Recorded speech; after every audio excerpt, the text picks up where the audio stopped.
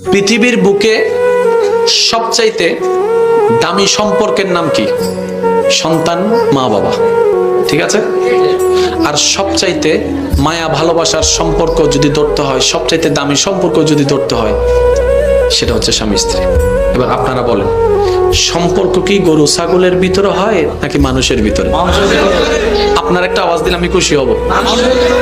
এখন অনেক মানুষ না, এই পৃথিবীর বুকে একজন সর্বপ্রথম মানুষ এসেছেন, যার আসার পরে মানুষের যাত্রা শুরু হয়েছেন, ওনার নাম কি? হযরত আদম আলাইহিস সালাম।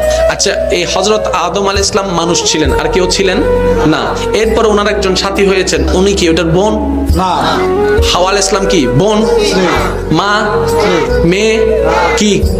তাহলে পৃথিবীর সর্বপ্রথম মানব হযরত আদম এবং হাওয়া, ওনাদের যে সম্পর্কটা আল্লাহ দান করেছেন, এটা মা ছেলে নয়, ভাই বোন নয়, স্বামী স্ত্রী।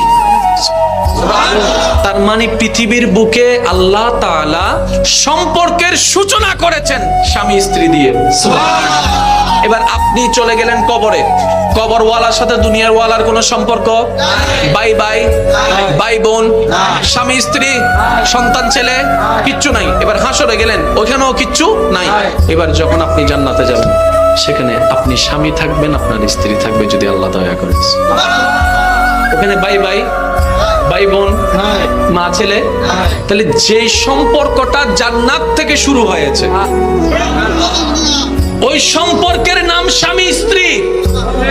যে সম্পর্কটা আজীবন থাকবে কিয়ামতের ময়দানে অনন্তকাল, ওই সম্পর্কের নাম স্বামী স্ত্রী।